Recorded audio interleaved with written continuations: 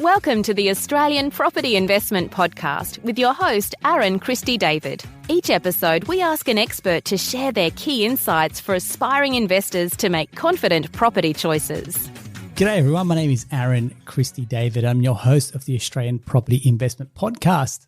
For those that don't know me, my name's Aaron and I run a mortgage broking business called Atelier Wealth, where we help property investors start out and scale up their portfolios. And a big part of that journey was what I call the education side of it. So a lot of the commonly asked questions that investors have of us is where we take that and then bring in a studio guest who's what I call best in breed. And what that means is there's someone that lives this, breathes this on a daily basis. And my guest with me today is certainly that who embodies being best in breed. Welcome to the studio, PJ Patterson. Thank you. Great to be here. And that's a great intro. Best in breed. I love it. Man, it says a lot. I mean, anyone that looks you up can see not only the tenure, so the time of experience, but the depth of experience that you have because you wear two hats. Like you cut across two disciplines, i.e. mortgage broking and also financial planning. So I feel like you've got a very unique perspective that maybe not a lot of brokers have and maybe not a lot of planners have, because you get to kind of understand maybe the implications of both. But we'll come to that in a second. Sure. We've had the pleasure of knowing each other for quite some time. And I've admired your business, admired you as a person, mate. So I'm really, really honored to have you on Thank board you. with us. Well, we can stop the show right there. That's it. We're done. It's a wrap, is it? Perfect, mate. Before we move on, just kind of a bit about the PJ story, if you like, because sure. You got a wonderful accent there. So you come to Australia many years ago, I'm sure. Yeah. So my Aussie accent is very strong, as you can tell. Yeah. I've been here since 1998, and I originally came to Australia for a short-term contract. It should have been about maybe 2 years tops. Yeah. And as always with these things, there's a woman involved. So I met a great Aussie woman, my wife, Michelle. We've been married for, I'm going to get this wrong, to 13, 14 years. Fantastic. So coming up to the 15. I don't know what the 15-year anniversary is. Special, every year special. Yeah, every year special, of course. Yep, absolutely. Got three lovely kids who aren't young anymore. They're 21, 18, and 15. So even with that, mate, you still got a baby face. Look at you. I was at a baseball game. So I play baseball. And baseball, and I'm avid baseball fan. And I was chatting with someone after the game, and I think it was the partner of one of the guys on my team. And I said to her, I'm 50. I turned 50 last year. And she said, "What?" Yeah. I said, "Yeah, I'm 50, and I don't look it. I think it's that great Aussie lifestyle, mate. But it's you certainly do not look it, mate. No. And I'm starting to feel it though. I've got a shoulder injury now. I'm just the creaks and stuff in the body. Are you playing? I do still play. Yeah. I mean, just social park ball. It's more for beer drinking than anything. But yeah, it's good. I figure if you can play a sport, any sport, through your entire life, that's not going to cause injury or get you really hurt, which baseball is a great sport for that, then I think you got to do something. Yeah. Keep yourself out of trouble. Yeah, great.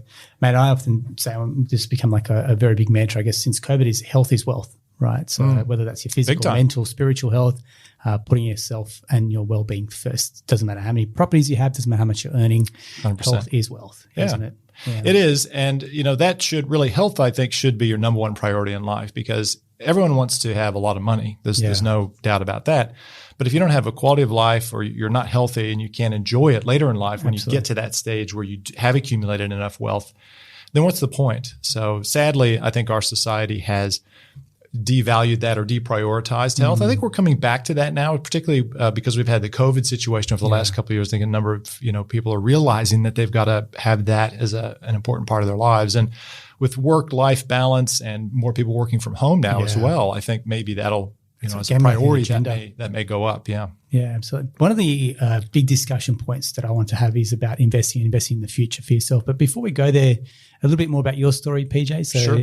We'll touch on yourself from a family perspective, from a professional life and a property journey as well. What's been your great question. So I've been an investor for all my life, practically. I bought my first shares, or were given those, when I was, I think, 13. My grandmother gave me some shares in a company called Phillips Petroleum, which was, it's no longer Phillips Petroleum. It's not ConocoPhillips, but just a petrol company in the U.S.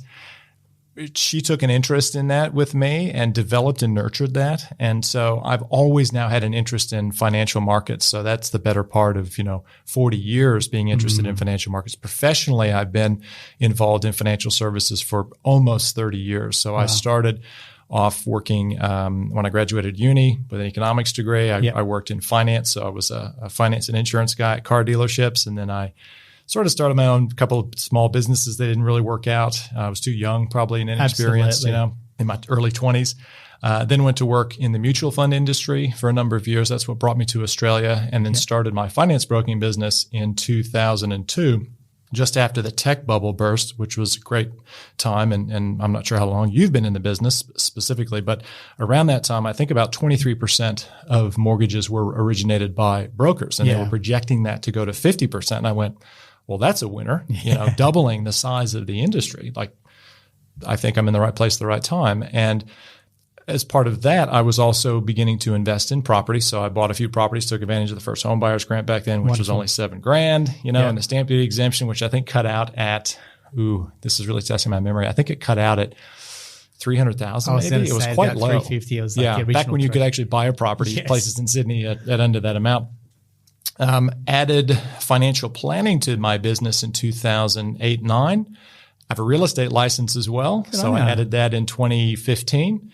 And we now do pretty much everything. So do a little bit of accounting as well. I'm not an accountant, but we do offer those services. Fantastic. So trying to be that holistic financial service one-stop shop for my clients. Yeah, nice. Yeah. So multidiscipline, right, is kind of how you look at it. So how do you spend your time cutting across a number of different fields then, mate? Yeah, it's difficult. We're under a lot of pressure at the moment as an industry with regards to regulation and everything. So what I've chosen to do at this stage of my business is to focus on quality and depth of relationship as opposed to going out and trying to get a bunch of clients. I would rather, it may sound crass, but sell more stuff to my existing client base. So have more products that they have, that they're buying from me, or services.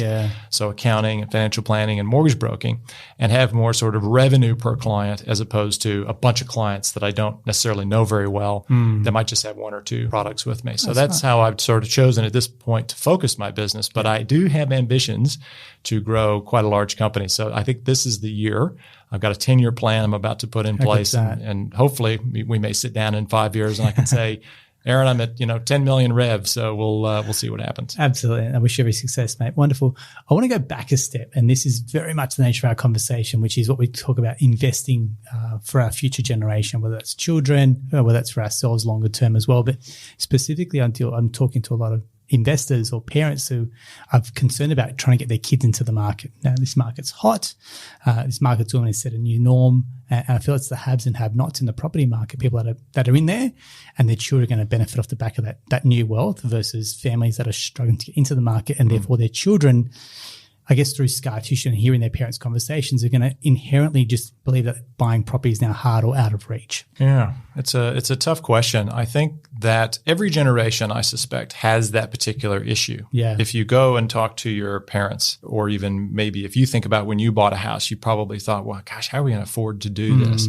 So I'm not sure if it's really that big of a deal, or if it's just at the moment because property prices are going up, a lot. They really are being driven hard by the low interest rates environment that we're in. Whether that's truly a thing, or if that's just every generation has that particular predicament, I don't know yet. We'll see. We'll have this conversation in 20 years and look back. And I've looked at newspapers from the 50s and 60s and 70s saying, property prices out of control. So it feels like it's one of these common concerns that do come up. I think it's worse now only because, we can go down the rabbit hole on all of this, right? But I think it's worse now because of the interest rate environment and the fact that the central banks print a lot of money. Now, that's a concept that a lot of people don't necessarily, they're not familiar with how that works. But the reality is that interest rates have been very low for a very long time. And the creation of all of that debt or credit has found its way into the property market. And share market, but the property market specifically. So to come back and sort of address this question of how do you invest for your kids, or how can you maybe get them started with investing, I think there's probably two main ways that a family can do that. So in Australia, and I'm not a tax advisor, so what I'll say now should obviously be checked with whoever you use as a tax professional. We'll be very clear that anything that we discuss is general by nature, so not intended to give advice. We should add that disclaimer right up front. Yeah, 100%. So, unfortunately, the Australian tax regime is such that you cannot give kids a lot of income. This is a child usually under the age of 15 that isn't working or doesn't have a tax file number, obviously. So there's some thresholds. If you have a family trust or a company, you can't distribute, funds to kids, that sort of thing. So it's kind of restrictive. Doesn't mean that you can't go and invest in your own name or set aside investments in your own name that eventually you might transfer to your kids, or if, again, you're investing through a family trust or a company, which are probably the two main structures that I would consider when investing for the future for a family. If you wanted to buy and begin, allocating money to shares or mutual funds or managed funds, I think that's a great thing to start for your kids at a young age. Yeah. Again, it doesn't have to be in their name, but if it was in the name of a structure, eventually you can distribute that kind of wealth to whoever you like. Intergenerational wealth is a big topic of conversation at the moment. How do you grow and keep wealth and then pass it on? Okay. And really, it has to be done, I think, through structures. So if you look at the really wealthy families in Australia, the Murdochs, the really like 0.001% of the Australian population. That's it, right? Where have they created a lot of their wealth? Well, through businesses, through companies. And I'm sure there's other structures floating around, but a lot of them have some sort of company structure, and the family comes in and out as shareholders or directors or whatever, and the wealth stays within the family and within their control. So they can control assets and have a lot of wealth under their control. They don't necessarily have it in their own name. Yeah. Now, obviously, we're not the Murdochs, but they all started somewhere. I guess it all starts with thinking big or thinking rich, or looking at the blueprint of what successful people have done and then applying that at your level, right? So, correct. Your grandmother planted a seed. She did. Right? And it's something that's kind of burned within you. We're trying to get our investors to go, okay, how do you then pass the baton on to your children where you go, don't fear investing, plant the seed, let them want to have it as well. So when you're talking to, say, your clients, especially, say, through the financial planning lens, how are those conversations playing out when it goes to, okay, here's what you could do to help your kids get into the market, whether it's shares or whether it's property, but how do we help plant that seed for their financial future as well? Yeah, I think there's two things mainly that I would say to people is, first of all, parents or a family should look after themselves first. So they need to have their a property, so their principal place of residence. They need to have a good handle on their superannuation. Yeah. I love that you said that, by the way, because it sounds selfish to say to the parents, well, put your gas mask on yourself first before you put it on your kids. And I think the airplanes say it that way as well, right? Yeah. You can't help them unless you help themselves. Yeah, so, if you're unconscious, you can't put it on your kid. Exactly. Right? So financially, and so a lot of parents will kind of fight that, going, well, I need to take care of my kids first. Like, well, take care of yourself first, and then you have more resources to help your kids. Yeah. This is a great conversation to have, because if you think about yourself at, let's say, 75. So imagine your 75-year-old self. Yeah. Do you want to be a financial burden to your kids? Well, nobody's going to say yes, right? They're all going to say, absolutely not. I would never wish that. So what do you have to do if you're a 35-year-old or a 40-year-old? What do you have to do today to make sure that your 75-year-old self is looked after? Well, it requires sacrifice. Now, again, we could go down all sorts of rabbit holes. I know we don't have time to do that, but the reality is I think our society has become a bit too short-termist. And the idea of saving, setting money aside for the future, foregoing expenditure today to provision for tomorrow is a concept that has been lost largely on a couple of generations. And it probably started with X, but it certainly moved into the Y and millennials and Zs and all that, right? There's this, I want to get it today. Look, I get sophisticated money products now. Like, call it before pay, call it after pay. The old school called it lay-by, for example. But there is, I guess now there is shortcuts to getting the money now before you actually have it, whether it's credit cards, whether that's buy now, pay later facilities. And you're going, well, hang on. If we wanted something, especially say a car, I know we had to save up towards that car, for example, and then you bought it, and there was a sense of satisfaction almost that came with it. Big time. When I was a kid, I remember having to put stuff on lay-by. Like, I wanted this really awesome stereo system when I was a kid, with a fancy tuner and everything. Yeah. And my mother said, well, we can put it on lay-by, and every time we go to this place, you can put another $20 or, whatever you saved up from your allowance. And you're absolutely right. When I went to pick that thing up from having completed or handing over the last bit of money, and they brought it out from the storeroom and I took it home, I'm like, I feel really good about what I just did. And again, as you say, unfortunately, there's a lot of financial engineering that's taking place in the market that enables people to bring forward consumption. And again, this is a concept that most people are not present to, but when you do that, you're robbing your future self by not waiting or delaying that purchase, or if you don't, particularly if you're not saving, you're really robbing your future self. And that's why I said earlier, if you think about your future self, it could even be your 55-year-old self or your 65-year-old self, let alone 85. It's about your 10-year plan, right? Sure. So if you work in those 10-year increments, it's kind of like it's almost like a 10-year sprint. Effectively, you need to work backwards from what you want to achieve. You do. And again, I think, largely the patience that there's a lot of noise out there. Unfortunately, you go to social media, you go to all this stuff, and you see all of these things that are suggesting that you can have it all today. You can pay off your home loan in 7 years, and you can do all this kind of weird and wackadoodle stuff. You can't, as well as I do, the only way you're going to pay your home loan off faster is to make extra repayments. Totally. There is no other way to do it. And there's a great saying, sometimes the shortcut is actually the longest route. Yeah. You might make a mistake and it puts you so far backwards. It's like, and we've all taken shortcuts on the drive. And it's like, actually, this is not the right way. And you end up going backwards and having to start again, right? Yeah. These are great analogies. And I think a lot of people may have kind of hoped for going, hey, are we giving them the silver bullet here idea, going buy through a trust, put it through your kids' names, and then distribute to them. And it's like, actually, there isn't that option, because from a tax perspective, you just can't do it, for example. Exactly. I think the biggest, just to lock this little segment off, the biggest thing that you can do, and I applaud you for having this conversation with me, is to actually have a conversation about it, to think about it, to bring it out of subconscious and have that conversation with your partner, your parents, whatever. Your financial advisor would be probably a great place to start. And if you don't have a financial advisor, get one, because you do need one.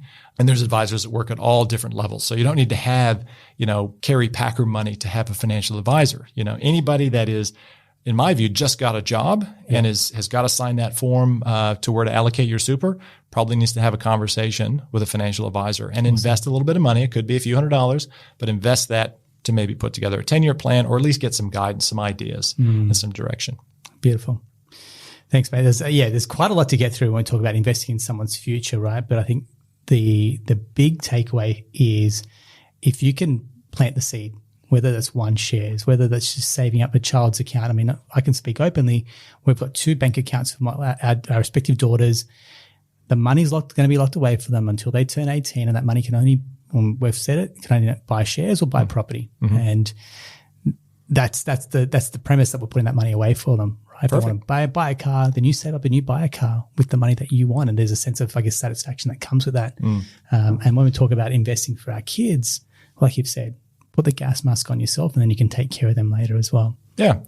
I suppose the absolute final point on that is, if you really, really want to make an impact in your kid's life, it would be to do just that. Put your mask on first, make as much money as you can, provision for yourself. And you know what? The reality is, if you work especially if you work with a financial advisor, you'll probably leave your kids a really great inheritance, which at the age of, say, when they're, 50, 55, 60, all of a sudden now their retirement has that extra boost. And now you might have, not directly impacted their generation, but their kids or your grandkids will now reap the rewards of that too. So again, it goes to that analogy. Put your mask on first. I think it's parent guilt sometimes. It's like, I need to do more to help my kids. And it's like, well, hang on. Set a higher example, or live your best life, and then inspire them perhaps. Indeed. Lovely. I know one of the things you mentioned before personally you've done is buy one of your properties, or where your office is, I believe, through your SMSF. And just want to go through that. And I see your eyes light up when we speak about this, and we've had a chat about it. It's such a powerful strategy. And it took me, I don't know why I didn't do it earlier, Aaron, I've got to say. Why, and so on that point, why don't you think you did it earlier? Well, it wasn't on my radar screen, and I wasn't even thinking that I could do it. Like, I always had this idea in my head that buying an office in my super for my, so my business could rent it from my super was going to require a lot of capital. And look, to start an SMSF, you really should have about sort of my low water mark's 200K. Now you'll hear 400 and other numbers being thrown around by the industry, but I think 200 is enough if you have the right strategy and advisor. And I didn't have enough yet in my super. So I needed to, first of all, get more money into it, which I did. But and I did this right before COVID hit. It was perfect timing. So I had a little office just down the road from us here in St. Leonard's. And I didn't own it. And I thought, I'd really like to be closer to home. I live on the northern beaches in Sydney. And I started looking around and I went, I can actually buy something for under $300,000, a nice little office that's already got its partitions up and everything. And I went, you know what? I can do this, and I can do it through my super. And again, this is a strategy that a lot of small business people are not aware of. They think, well, if I'm going to use my super to buy property, I'm going to buy a residential property. Huge mistake, in my opinion, to buy residential property in super. We can go into that if you want to. Commercial is the only thing I would buy inside of a super fund. And I would do it if you have a small business and you can, depending upon where you operate, like if you're in the CBD of Sydney, you're not going to buy an office in your super fund, right? But if you're out in a suburb, you're in a regional area, something like that, probably all day long you can do that. And it's a great way to keep. So if you're paying rent, instead of you paying rent to a third-party landlord, you're paying rent to yourself. Yes. So effectively, you're keeping your wealth within your family structures. So yes, it's going to the super fund, and I do have a mortgage on it. Yeah. But as soon as I pay the mortgage off, well, I have an unencumbered asset. Yeah. And then the rent will continue. So I'll just have more income going into my fund. Yeah. And it's a way for me to have that extra, because you can only put $25,000 concessional contribution. Yeah. It's actually, 27.5 now, into your fund. But now I'm getting an extra, I don't know what it is, $25,000 or $30,000 a year of additional income into my fund. Very, very powerful strategy. And I guess from a maintenance perspective, there's a benefit with it, of obviously being your own property but a commercial property where the tenant will pay all the outgoing, say in the future, if that became an investment property, it has huge upside sometimes compared to residential as well. If we're comparing, because you mentioned commercial versus residential, the commercial side has a little bit more upside as well, doesn't it? I think it does, and you're right. Like commercial leases typically are net or double net or triple net type leases. So the tenant does pay all of the outgoings. Yeah. They look after any maintenance within the four walls of the building. If they want to put new carpet down, well, they pay for that because they're operating a business out of it. That's right. So the business will pay for more of the expenses. Now, we both know that commercial leases, they're typically longer term as well. Yeah. Sometimes they do take a while to find the right tenant and get them set. But once they're set, a commercial lease will typically run longer and be less and have less hassle than a residential tenancy. When you think about it, residential, you can find another 3 or 4 bedroom house in another suburb, for example, whereas if a business is set up and they've got their team in there, it's very expensive. And we can say that because we run businesses. It's very time consuming and expensive financially to then pick up and move your business unless you move into a bigger or better premises. Good point. Yeah, absolutely. No, great. So that strategy, again, is something that, and I've had conversations with a lot of people recently about doing this, and surprisingly, business people are unaware of it and they haven't thought about it. And I keep thinking to myself, why is that? I don't know the answer. I guess it might be something that, my industry doesn't necessarily promote. And the only reason I could come up with would be that there's no commission or no fee. Well, they could charge a fee. I could charge a fee to give that advice, of course. But in the past, most financial advisors would want to have money invested in shares or other mutual assets because then they get they can charge some sort of ongoing maintenance fee. Yeah. Don't get that with commercial property per se. Yeah, yeah. Still a great asset. I love that you brought that up. Yeah. Yeah, perfect. And of course, as you know, if you sell it down the track, yes, when you're on pension, no CGT. Correct. How good is that? Correct. And that's why I feel like, it's one of those SMSFs can fly under the radar, maybe because people feel it's a little bit trickier, for example, or there's a little bit more complexity attached to it. So the financial planner, the accountant, and now trying to find the right asset. But when done right and when done effectively, it can be a very good way, especially if you're thinking long-term pension phase to then sell it. Yes. It can be extremely rewarding. Oh yeah, big time. We specialize in SMSF, and I've chosen to do that because I think, first of all, that's the type of client that I want to attract. Yep. But it's such a powerful way to manage your money. I mean, I think everyone should aspire to get to that level of having an SMSF. Excellent. Lovely. And then from an investment perspective, when you're talking to your investor clients, you kind of maybe your top 2 or 3 takeaways when you're talking to them. And you mentioned one, which is the delayed gratification, for example, and playing the long game, trying to put the gas mask on themselves. The next one is maybe commercial. Maybe think about that through an SMSF, especially if you're self-employed or running business as well. What are some of the big topic points that you talk to your clients about? Well, at the moment, interestingly, I'm getting a lot of people coming to me wanting to buy investment property. Yeah. And I'm saying to them, now's really not the time, in my opinion. I think we're at the That's bottom an interesting perspective, right? Because like the market would say everyone's jumping in and buying. They are. Yeah. And as a little bit of a contrarian, I mean, just because of that would probably be one reason to not do it. Yeah.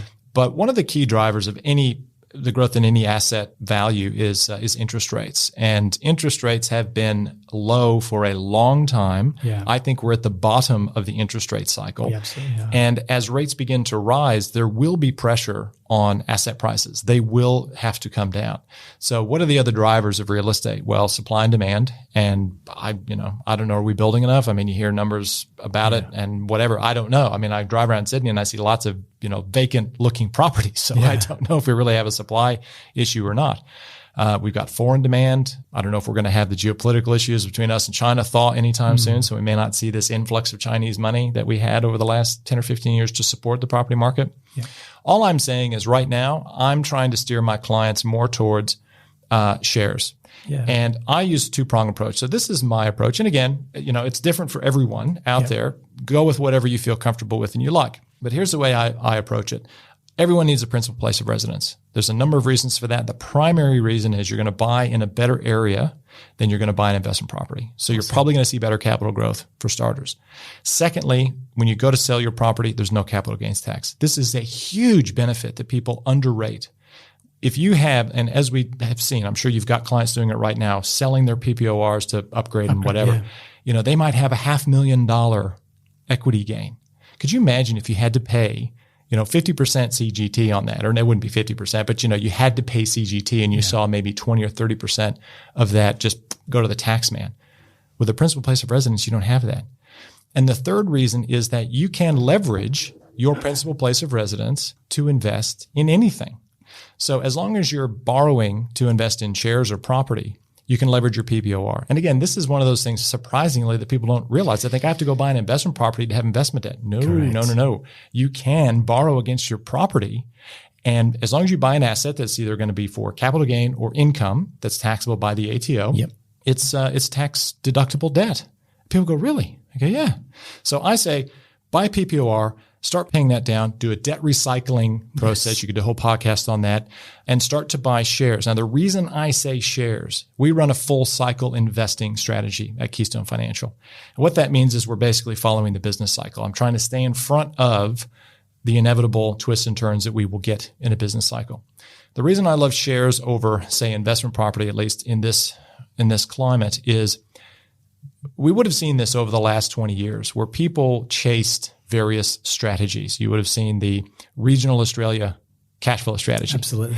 How many people are you talking to right now that have seen those properties get completely hosed because the gas plant didn't go ahead in Gladstone, or something happened in wherever, WA, the mining boom sort of busted, and all these places, not only did their rents go down, but the property values went down. And now they're underwater massively. I'm seeing this a lot. And particularly as the market's gone up, they're almost burning because other regional markets have exploded and their property just hasn't. That's right. That burns an investor, doesn't it? Oh, it burns them big time. And some of them can't even get out, at this stage. And then they hold on. And so that's why I like the share strategy coupled with the PPOR strategy, because you can sell shares and take a loss. If you bought, I don't know, some company, let's say XYZ company, and a bad earnings announcement came out and the company lost 20% of its value, you can sell it right away. You're going to take a loss, sure, but you're going to have the remaining cash in your bank account within 2 days. Yeah. You don't have that capability or that flexibility with property. It's a very lumpy asset. So, if you're going to commit to a property strategy and grow and try to get to 5 or 6 or 7 investment properties, it's got to be long-term. Like you've got to be able to survive that for probably 10 years at a minimum. And can those strategies pay off? Of course they can. For mine, I like the flexibility. Really, it's one word. It's the L word, liquidity. Yeah, I like to have liquidity. I know that my clients aren't going to sell their PPOR. They're going to do everything they possibly. They're going to put that mask on first when the turbulence hit to keep themselves in their PPOR. The share portfolio, it ebbs and flows. You can raise cash, you can get fully invested, whatever. So I just think it's a nice balance, or a hybrid, if you will, strategy that gives you more flexibility and liquidity. Yeah, great. Mate, I love it. And I feel like shares is one that it becomes binary. I either do property or I do shares. And I love the fact that you just go, look, why can't you have the best of both worlds as well? But pick your poison and kind of stay in your lane as well a little bit. Well, you need an advisor. So I think back to sort of where we started with all this is to do a strategy like that, you've got to have an advisor that can do both for you. Otherwise, you're going to a mortgage broker, a property person who's just property. And then you're going to maybe a financial planner that's just, no, shares. Yeah. And it's like, what do I do? Correct. If you have someone like me that does both, and I'm kind of asset class agnostic, I don't really care. I just want to do what's best for you, what you're most comfortable with, and where can we make the most money? Yeah.